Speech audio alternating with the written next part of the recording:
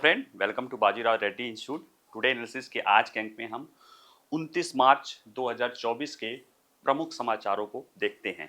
आज हम तीन मुद्दे हैं या तीन समाचारों पे चर्चा करेंगे। साथ ही आज से एक नई शुरुआत कर रहे हैं, जिसके बारे में हमने कल बताया भी था कि हम इन्हीं जो मुद्दे रहेंगे उनसे जुड़े 5 एमसीक्यू या मल्टीपल चॉइस क्वेश्चंस हम देंगे, जिनको सिर्फ हम बता देंगे, उसको हम चर्चा नहीं करेंगे, उसका हम आंसर नहीं बताएंगे, वो आप खुद करेंगे। हालांकि इसका आंसर जो आपको पीडीएफ मिलेगा डिस्क्रिप्शन बॉक्स में, उसमें रहेगा। तो जब तक आपको पीडीएफ नहीं मिले तब तक खुद से ही आप इसको सॉल्व करिएगा। और अगर आपने क्लास को ध्यान से सुना है और इसको समझा है तो जरूर उन प्रश्नों के उत्तर दे सकते हैं। ठीक है, तो आज के जो तीन मुद्दे हैं जिन पे हम चर्चा करेंगे, उसमें एक ब्रसल्स में एक पहला एक तरह से कह सकते हो कि परमाणु ऊर्जा को लेकर सम्मेलन हुआ है, उससे जुड़ा हुआ एक article explanation the Indian express में है, जिसमें ये बताया गया है कि जलवायु परिवर्तन और स्वच्छ ऊर्जा के मुद्दे को देखते हुए जो है परमाणु ऊर्जा से विद्युत उत्पादन या न्यूक्लियर एनर्जी पर पुनः जो है नया बल दिया जा रहा है, और इसको लेकर ही वो ब्रसल्स का सम्मेलन हुआ है। तो इसमें हम समझेंगे, कई इसके सारे पहलुओं को समझेंगे कि जो परमाणु ऊर्जा है वो कैसे जलवायु परिवर्तन और ऊर्जा सुरक्षा के लिए महत्वपूर्ण है। ठीक है, दूसरा जो मुद्दा है वह है एक अमेरिका की साइबर कंपनी है सिस्को। ठीक है, उसने एक अपना इंडेक्स निकाला है कि लोग साइबर सिक्योरिटी या साइबर थ्रेट को लेकर जो है कितने तैयार हैं, उसको लेकर एक इंडेक्स 2024 निकाला है। उसमें कुछ बातें कही गई है और उसमें ये बात कही गई है कि भारत में केवल 4% कंपनियां जो हैं वह साइबर सुरक्षा के या साइबर खतरों से निपटने को लेकर परिपक्व स्थिति में है, यानी मेच्योर हैं कि वो उस खतरे से निपट सकती हैं। ठीक है, आश्चर्य की बात यह है कि भारत में ये 4% है और दुनिया में ये औसत 3% है, यानी कहीं ना कहीं हम औसत से बेहतर हैं। लेकिन ये एक गंभीर चिंता का विषय है जो सिस्को की ये रिपोर्ट बताती है। तीसरा जो समाचार है वह ये है कि एक ये भी साइबर सुरक्षा से ही जुड़ा मुद्दा है।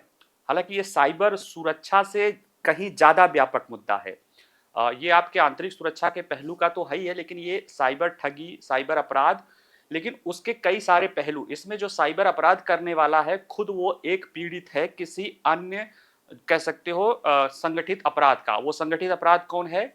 वो मानव तस्करी या इस तरह के फोर्स लेबर का जो है वो खुद ही पीड़ित है।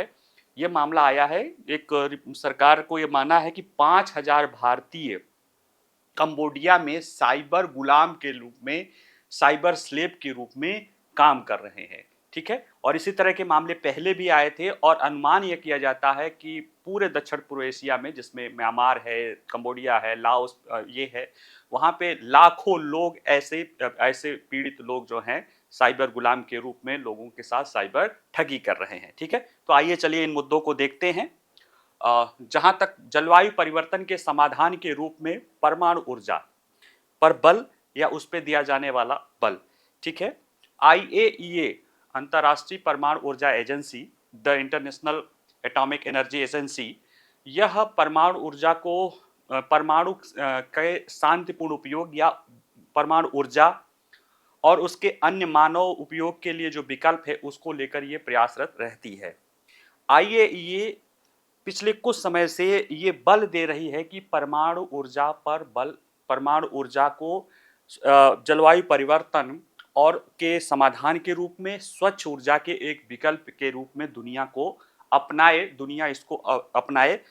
उसमें लेकर जो समस्याएं आ रही हैं, कुछ शंकाएं हैं, कुछ आशंकाएं हैं लोगों को, खासतौर से जो 2021 में सुनामी आई थी जापान में, उसमें फुकुशियामा का जो रिएक्टर का जो दुर्घटना हुई थी, या इसी तरह के चेरनोबिल दुर्घटना हो गई है, या अभी हाल ही में जाजपोरिया संयंत्र जो यूक्रेन में है, जो युद्ध क्षेत्र में न्यूक्लियर प्लांट है, पहला न्यूक्लियर प्लांट जो युद्ध क्षेत्र में है।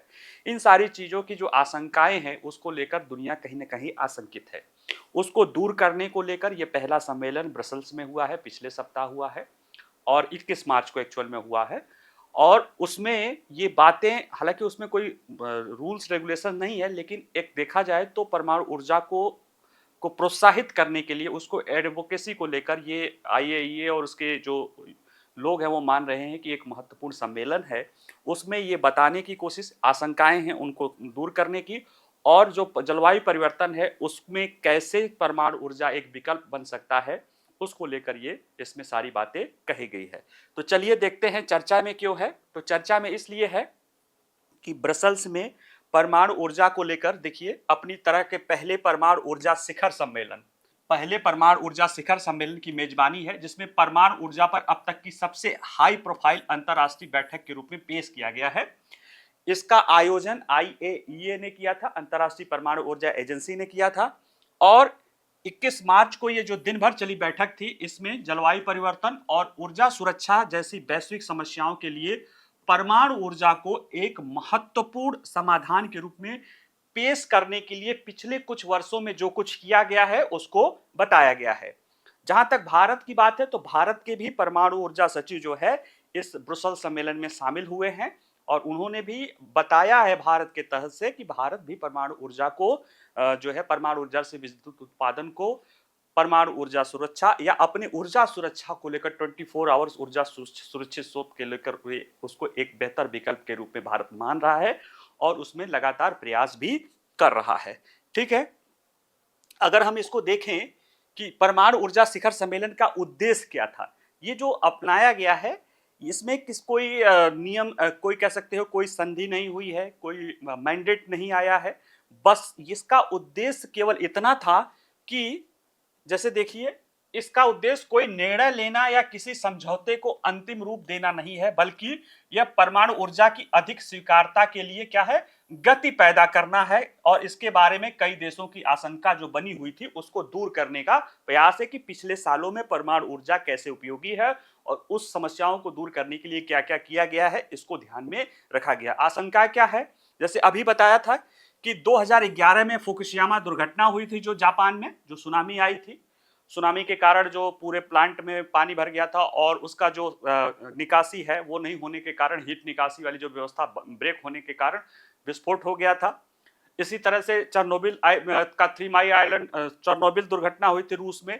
अभी जो है एक परमाणु ऊर्जा संयंत्र जाजपोरिया जो है, जाजपोरिया जो है यूक्रेन में है, वो चर्चा में था, क्योंकि वह विश्व का एकमात्र परमाणु ऊर्जा संयंत्र है जो एक संघर्ष क्षेत्र में है। ठीक है, हालांकि बाद में रूस में वहां पे कब्जा, रूस में उसका कब्जा होने के बाद वो खत्म, लेकिन ये है कि अगर युद्ध क्षेत्र में कोई परमाणु ऊर्जा संयंत्र हो जाता है और वहां कोई दुर्घटना होती है तो वो नाप की आपदा हो सकती है, जो सामान्य आपदाओं से कई गुना ज्यादा भयानक और विशाल हो सकती है। तो ये कुछ शंकाएं हैं लोगों के सामने, जिसको दूर करने को लेकर ये सम्मेलन आयोजित किया गया था। इसमें कोई निर्णय नहीं लिया गया, बस ये चर्चा और डिबेट कैसा कि देशों को परमाणु ऊर्जा को से विद्युत उत्पादन को अन्य स्रोतों से, यानी जो परमाणु ऊर्जा ट्रांजिशन है या जो हम विकल्प के रूप में जो है अपना रहे हैं जो जलवायु परिवर्तन की समस्या से, उसके लिए इसको हम एक बेहतर विकल्प के रूप में सुझाया जाए कि इसको लेकर क्या क्या किया जा सकता है, क्या क्या फायदे हैं, और ये सारी चीजों के लिए इसको अपनाया गया है। और ये जो उद्देश्य है इसको लेकर जो है जो इसके एडवोकेसी है उसमें सबसे महत्वपूर्ण भूमिका IAEA का है, और IAEA जो है पिछले साल से ही जो है उसने एटम फॉर क्लाइमेट नाम की एक पहल शुरू की है। एक कह सकते हो कि सोशल मीडिया और इस तरह की एक प्रचार पहल है, जिसमें यह बताया जाता है कि जो एटम है यानी जो परमाणु है वह किसके लेकर है, जलवायु परिवर्तन को लेकर बेहतर स्थिति में है और वो जलवायु परिवर्तन के लिए अनुकूल है, और इसको लेकर वो जहां भी जलवायु परिवर्तन या इस तरह के सम्मेलन होते हैं वहां पे परमाणु ऊर्जा को एक विकल्प के रूप में लोगों को अपनाने के एक विकल्प देने के लिए वो लगातार IAEA प्रयास करता है।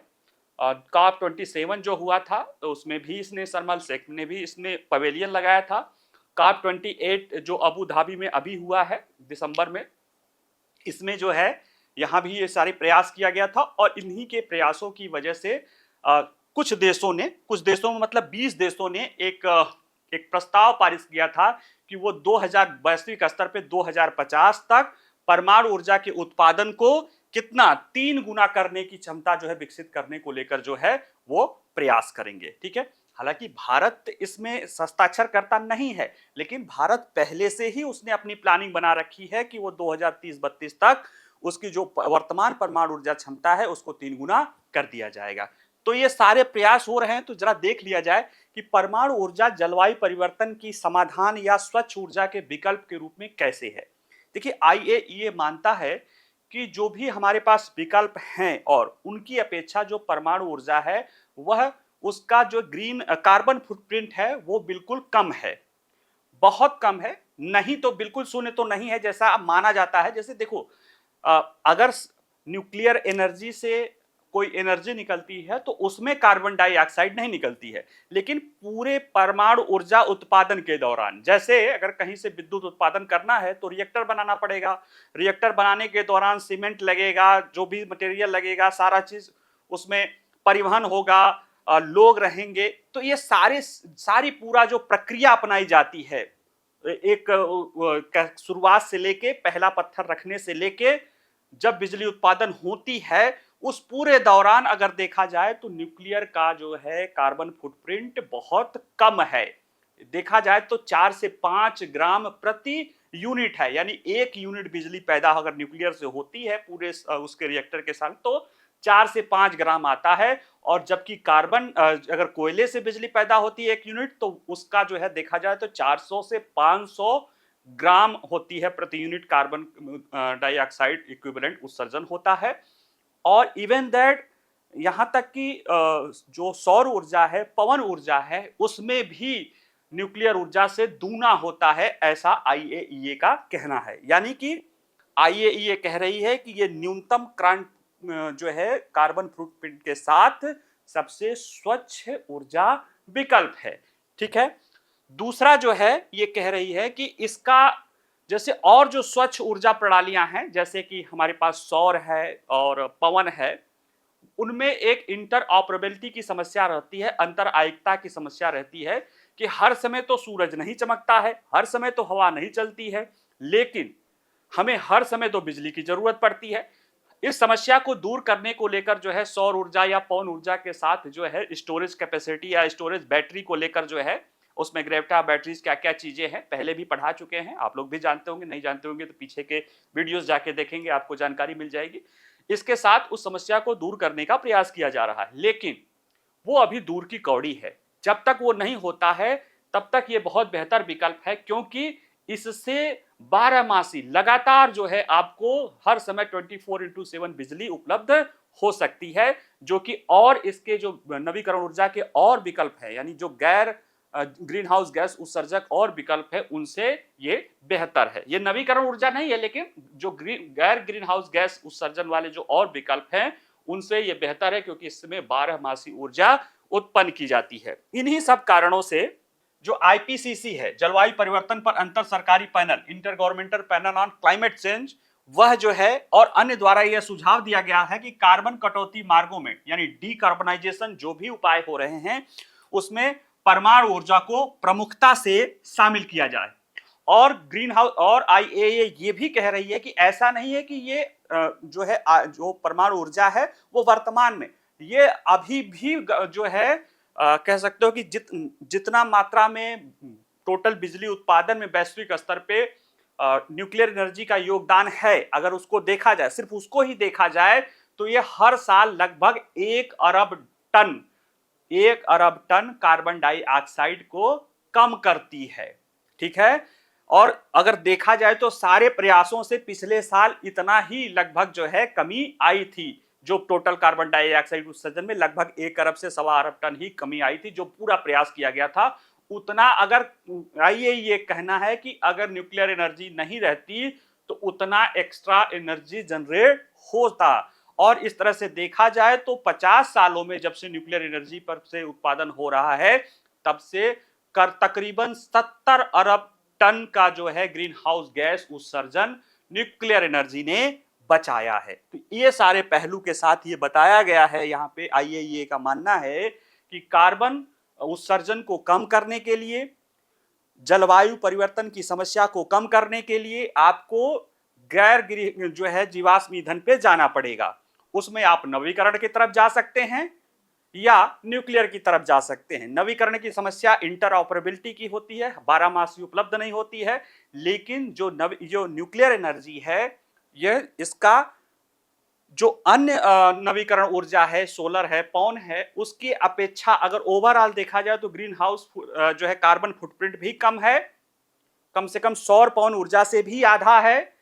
और ये लगातार 12 मासी 24x7 बिजली सप्लाई कर सकती है, जिससे जो डिस्कॉम कंपनियां हैं, डिस्ट्रीब्यूशन कंपनियां हैं, पावर जनरेशन कंपनियां, जिनके सामने लोड फैक्टर या बेस फैक्टर आता है, उसको भी सुनिश्चित करना आसान हो सकता है। इसलिए इस सब चीजों को कहा गया है। तब ऐसे में अगर ये सारी चीजें अच्छी है तो भारत में क्या स्थिति है? देखिए, भारत की अगर परमाणु ऊर्जा के देखा जाए तो 33 रिएक्टर अभी चल रहे हैं और उन 33 रिएक्टरों से लगभग 7500 यानी 7400 कुछ गीगावाट जो है ऊर्जा, कितना है 7480 मेगावाट, यानी लगभग 7500 मेगावाट बिजली उत्पादन हो रही है।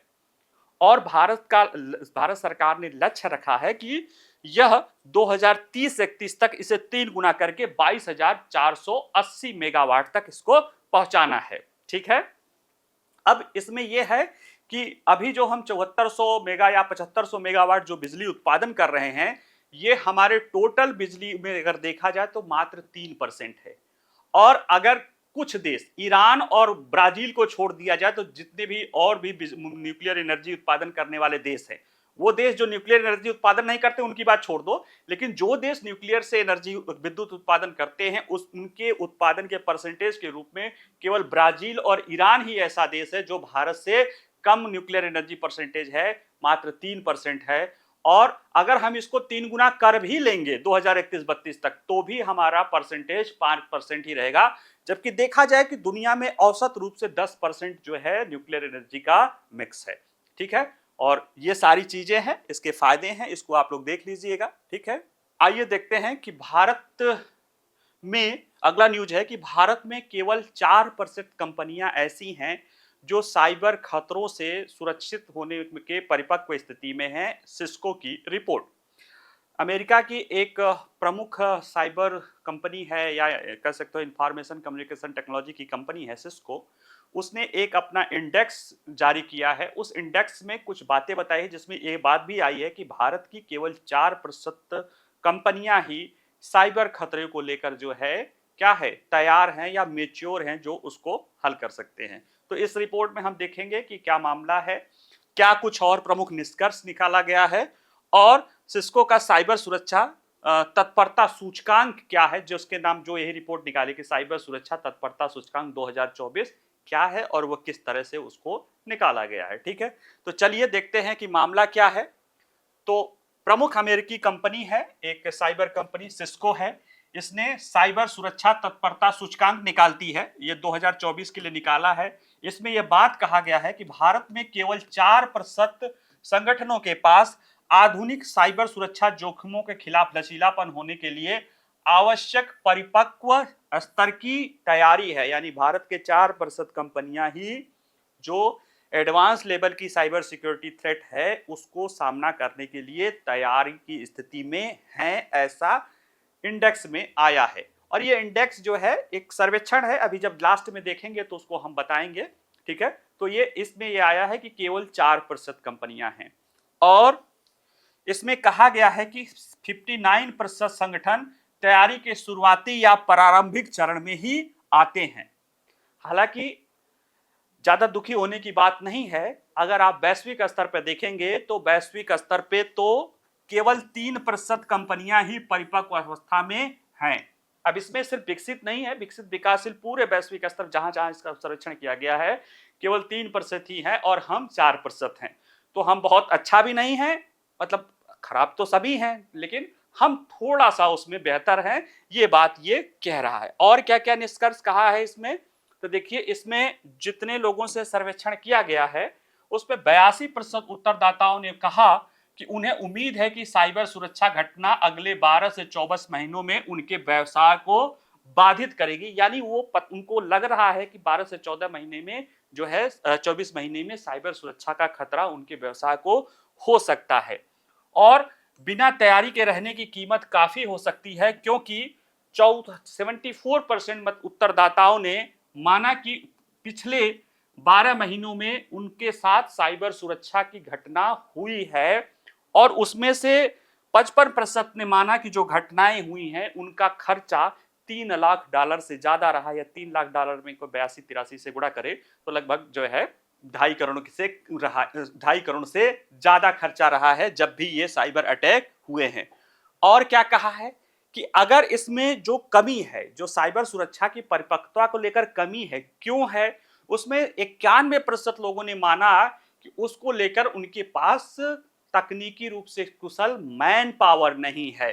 यानी देखिए, ये कह रहे हैं कि सबसे बड़ी चुनौतियों में से एक गंभीर प्रतिभा की कमी रही है। 51% ने माना कि एक मुद्दे के रूप में इसे उजागर किया है। दूसरा, कंपनियों को आज जो विभिन्न तकनीकों से निशाना बनाया जा रहा है, जिसमें फिशिंग, रैंसमवेयर, लेट से सप्लाई चेन और सोशल इंजीनियरिंग सब शामिल है, उसके खिलाफ अगर वो कोई सिक्योरिटी निर्माण करते हैं, कोई व्यवस्था करते हैं, तो वो धीमी रहती है, क्योंकि इसको लेकर कई सारे ज्यादा चीज मल्टी पॉइंट इनको प्रयास करना पड़ता है, जिसके कारण उनकी साइबर सिक्योरिटी की जो रणनीति होती है वो धीमी हो जाती है।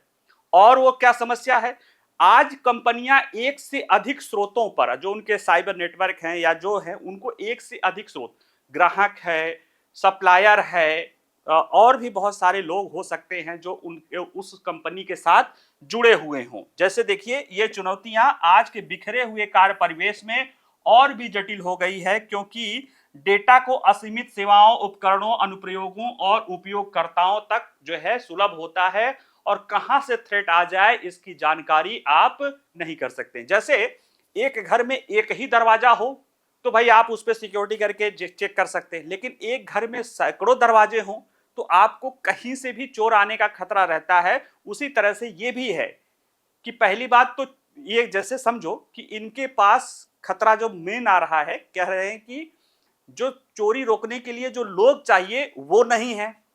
चलो लोग नहीं है, ठीक है, जो नए खतरे आ रहे हैं उनको लेकर जो रणनीतियां बनाई जा रही है वो पूरी नहीं है, क्योंकि जो चोरी करने को रोकने के लिए जो लोग भी हैं, जो प्रक्रिया भी, उसको भी 10 जगह से पूछना है तो टाइम लग जाता है। और साथ ही साथ इतनी ज्यादा चीजों से, जगहों, इतने स्तरों से जो है जुड़ाव है, इतना विविधीकरण है, जो है डाइवर्सिफिकेशन है सेवाओं का आपस में कंपनियों के आजकल, कि कहीं से भी थ्रेट आ सकता है, जो कि कहीं ना कहीं जोखिमों को बढ़ा देता है।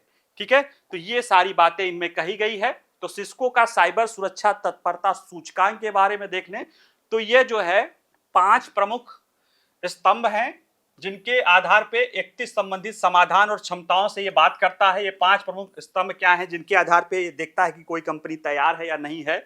पहचान आसूचना, आइडेंटिफिकेशन इंटेलिजेंस कैसी स्थिति है, नेटवर्क का रिसाइलेंट या नेटवर्क लचीलापन कैसी स्थिति में है, मशीन की भरोसेमंदता यानी मशीन ट्रस्टवर्दीनेस जो इसको बोला जाता है, क्लाउड सुदृढ़ीकरण और एआई फोर्टिफिकेशन। ये कुछ 5 जो प्रमुख स्तंभ हैं, जिनके आधार पे सिस्को ने अपने इसको देखा है कि किसी कंपनियों के इन्हीं आधार पे वो 31 प्रश्न पूछती है, समाधान ढूंढती है, और एक स्वतंत्र थर्ड पार्टी द्वारा 30 वैश्विक बाजारों में 8,000 से अधिक निजी क्षेत्र में, यानी देखिए 30 वैश्विक बाजार में 8,000 से ज्यादा निजी क्षेत्रों के सामने के जो नेता हैं, जो इस इंडस्ट्री में काम करने वाले लीडर हैं, उनको डबल ब्लाइंड सर्वेक्षण, उनको पता नहीं है कि सर्वेक्षण हो रहा है, डबल ब्लाइंड यानी जो सर्वेक्षण करने वाला होगा उसको भी नहीं पता होगा कि सर्वेक्षण कर रहा है, इसके आधार पर सर्वेक्षण करा गया है।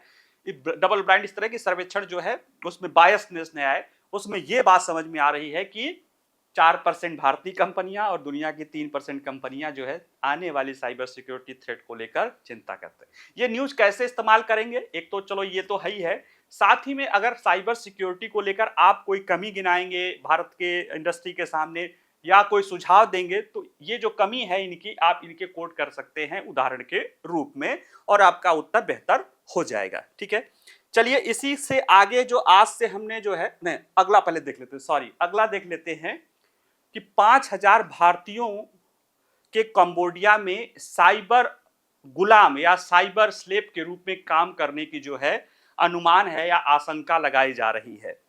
क्यों यह मामला हुआ, अभी पिछले सप्ताह ही जो है गृह मंत्रालय ने एक मीटिंग, इसी समस्या को लेकर एक मीटिंग बुलाई थी, जिसमें विदेश मंत्रालय के लोग थे, इंफॉर्मेशन एंड कम्युनिकेशन टेक्नोलॉजी के थे, और कुछ साइबर सिक्योरिटी और सुरक्षा एजेंसियों के लोग चर्चा किए थे कि उनमें अनुमान यह था कि कंबोडिया में 5,000 भारतीय जो है साइबर स्लेव के रूप में काम कर रहे हैं। साथ ही साथ इनके तहत जो है पिछले 6 महीनों में कम से कम 500 करोड़ रुपए की धोखाधड़ी इन्हीं साइबर स्लेव के लोगों द्वारा, जो भारतीय ही हैं, उनके द्वारा की गई है, भारत के लोगों द्वारा। यानी ये समस्या देखिए कि ये बेचारे धोखा दे रहे हैं। ये बेचारे ये जो यहाँ पे जो अपराधी है वो खुद एक अपराध का पीड़ित है। यानी देखा जाए तो ये एक गंभीर समस्या लेकर हमारे सामने आया है। आइए जरा इसको देखते हैं कि चर्चा में क्यों है। तो 5,000 से अधिक भारतीय कंबोडिया में फंसे हुए हैं, जहां उन्हें कथित तौर पर उनकी इच्छा के विरुद्ध रखा जा रहा है और घर वापस आने वाले लोगों को दूसरे के साथ साइबर धोखाधड़ी करने के लिए मजबूर किया जा रहा है। सरकार का यह भी अनुमान है कि पिछले 6 महीने में भारत के लोगों को कथित तौर पर कम से कम 100 करोड़ रुपए की ठगी की गई है। और इस महीने जो है भारत वही गृह मंत्रालय ने इनको कैसे बचाया जाए, इनको लेकर विदेश मंत्रालय देखिए, गृह मंत्रालय कर रहा है किसके साथ? विदेश मंत्रालय के साथ, इलेक्ट्रॉनिक्स और सूचना प्रौद्योगिकी मंत्रालय के साथ, भारतीय साइबर अपराध समन्वय केंद्र I4C और अन्य सुरक्षा विशेषज्ञों के साथ इसमें बैठक की गई थी कि इसको कैसे किया जा सके। ठीक है, यह मुद्दा चुनौतीपूर्ण क्यों है? क्योंकि यहाँ पे दो मुद्दे हैं। एक, जैसे कि अभी कुछ दिन पहले एक सुधीर चौधरी जी हैं, उनके मोबाइल पर आया था कि आपका पार्सल है जिसमें कुछ गलत चीजें हैं, अगर आप उसको करना चाहिए तो, यानी उसको आप यहाँ आके लखनऊ में मिलिए। इस तरह के बहुत सारी चीजें मिल रही हैं कि लोगों को फोन किया जाता था कि आपका पार्सल है, हम प्रवर्तन एजेंसी से हैं, हम नारकोटिक्स से हैं, हम IT से हैं, हम पुलिस से बोल रहे हैं। और उसके जरिए जो है लोगों को डर और दहशत दिखा के, डरा के लोगों से पैसा वसूला जाता था। और ये पैसा वसूला जाता था तो यूं ही नहीं किया जाता, पहले उनके रेंडमली नहीं किया जाता था। पहले उनको टारगेट ढूंढा जाता था। टारगेट ढूंढने का काम सोशल मीडिया से होता था। उनको फंसाने की कोशिश की जाती थी लड़कियों और इसके रूप में जो है डमी प्रोफाइल बना के। और ये सब जो काम कर रहे थे, ये काम कर रहे थे भारतीय, और भारतीय ही पीड़ित हो रहे थे, भारतीय ही काम कर रहे थे। लेकिन जब वो काम कर रहे थे तो वो मजबूर थे, क्योंकि वो उससे भी बड़ी गंभीर समस्या में फंसे हुए थे। वो था साइबर स्लेवरी, यानी वो साइबर ठगी कर रहे थे। और लेकिन वो स्लेव थे साइबर गिरोह का, साइबर अपराधियों का, जो सिर्फ साइबर अपराधी नहीं थे, साइबर अपराधी थे और ह्यूमन ट्रैफिकर। ये सारे गठजोड़ का जो है मिला जुला, जो है अंतरराष्ट्रीय गठजोड़ के मिला जुला रूप के कारण जो है वह साइबर स्लेव या साइबर गुलाम के रूप में अपने ही देशवासियों के लिए जो है वो साइबर ठगी करना कर रहे थे। और जो नहीं करते थे उनको दंड दिया जाता था या उनसे वसूली की जाती थी। ये पहला मामला नहीं है, इसके पहले पिछले साल जून में ही इंटरपोल ने जो है एक अपना ऑपरेशन भी चलाया था, ऑपरेशन स्टॉर्म 2 करके जो है, उसमें भी इस तरह के कई सारे गठजोड़ सामने आए थे। और ये भी मामला सामने आया। ये उजागर कैसे हुआ?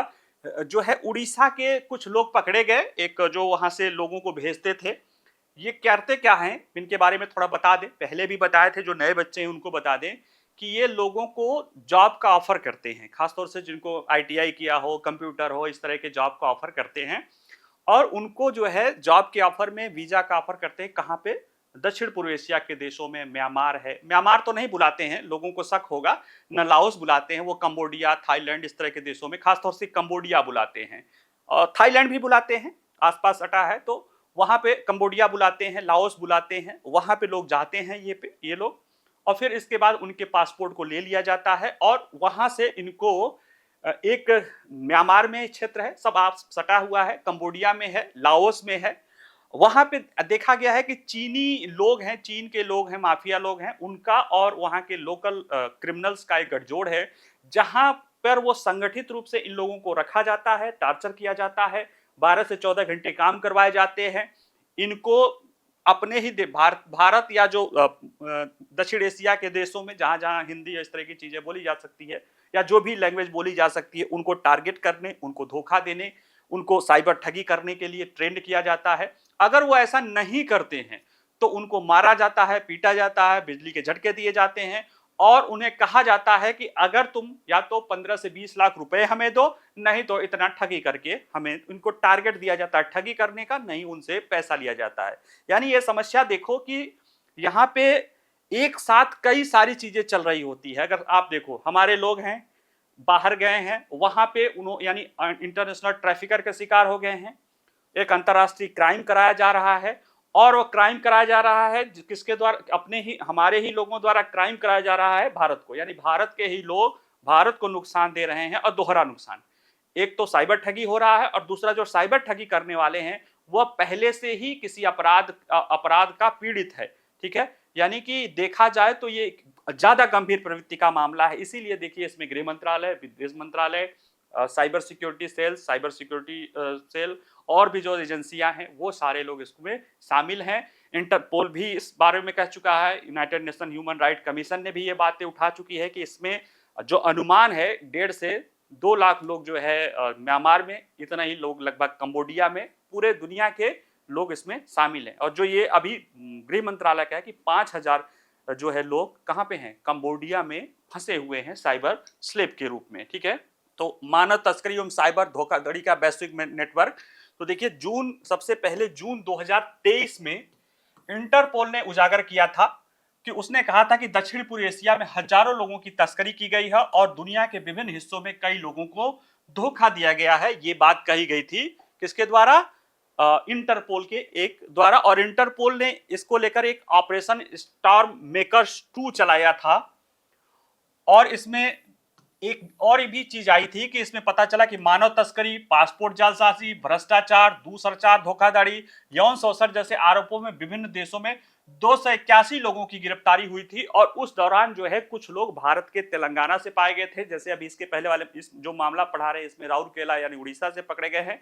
यानी उन क्षेत्रों के तो हैं ही हैं, लेकिन उसमें भारत के भी कुछ लोग उसमें शामिल हैं जो इस तरह के गिरोह से जुड़े हुए हैं। ठीक है, तो ये मामला सामने आया था।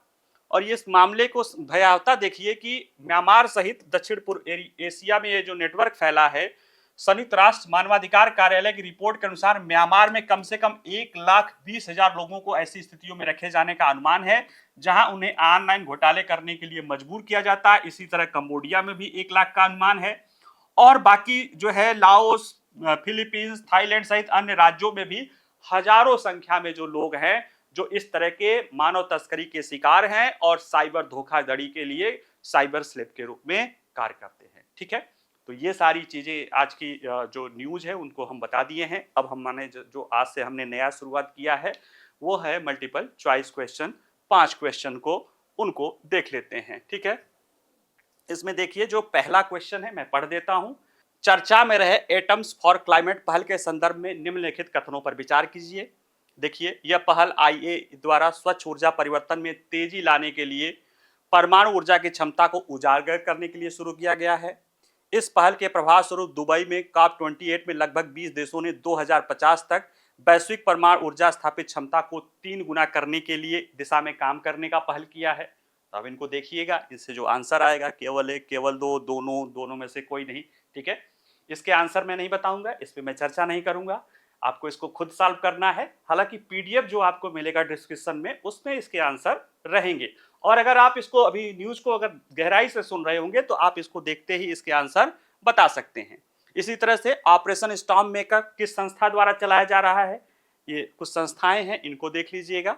ठीक है, IAEA द्वारा, नाटो द्वारा, NIA द्वारा, इंटरपोल द्वारा। ठीक है, अब इसका जो भी आंसर होगा आप लोग खुद सॉल्व करिएगा।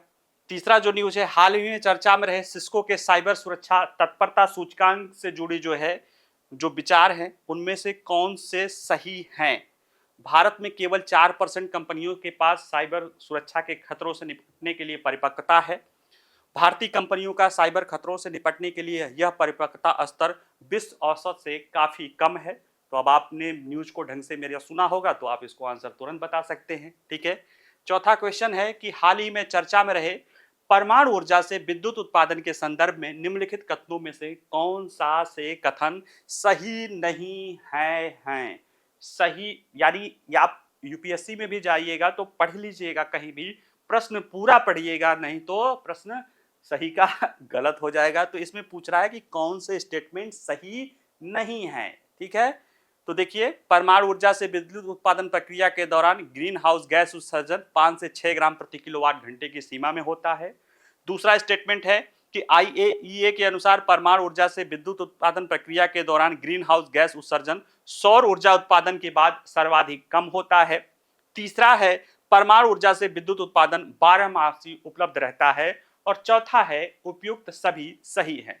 तो ये आपके चारों विकल्प हैं, इनमें से आप अपने देखिएगा कि कौन सा विकल्प सही नहीं है, इसको आप देखिएगा। पांचवा जो क्वेश्चन है वह है कि भारत की परमाणु ऊर्जा क्षमता के संदर्भ में निम्नलिखित कथनों पर विचार कीजिए। पहला है, वर्तमान में चालू रिएक्टरों की संयुक्त स्थापित बिजली उत्पादन क्षमता 7480 मेगावाट है।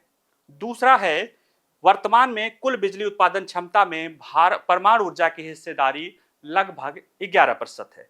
ये दो प्रश्न है, इन दो प्रश्नों को, इन दो विकल्प जो है ऑप्शन दिए हैं स्टेटमेंट, किसमें, भारत में परमाणु ऊर्जा उत्पादन क्षमता को लेकर। इसके आधार पे ये 4 विकल्पों में से आपको चुनना है। ठीक है, आज जो विकल्प है, आज जो क्वेश्चन है वो आप कह सकते हो कि मॉडरेट लेवल का है यूपीएससी के आधार पे। सिंपल भी है, कुछ कुछ थोड़ा सा मॉडरेट है। जैसे जैसे समय बढ़ता जाएगा क्वेश्चन के को टफ करना शुरू करेंगे। पहले ही दिन क्यों थोड़ा सा मॉडरेट रखना सही लगता है, तो इनको आप देखिएगा। इनके आंसर मेरे ख्याल से आप लोग जब इसको देख रहे होंगे तो आपको तुरंत ही आ जाएगा, सरल ही है अगर ढंग से सुने होंगे। नहीं भी अगर सुने होंगे तो थोड़ा ढंग से सुनिएगा रिवाइंड करके, और इसके आंसर आपको पीडीएफ में मिल जाएंगे। आंसर मैं दे दूंगा, फिर आप उसको वहां से मिला लीजिएगा। ठीक है, चलिए आज के लिए इतना ही, कल फिर से मिलते हैं। बाकी के लिए पढ़िए, जो है पीडीएफ पढ़िए, नोट्स बनाइए। ठीक है, चलिए, नमस्कार, धन्यवाद।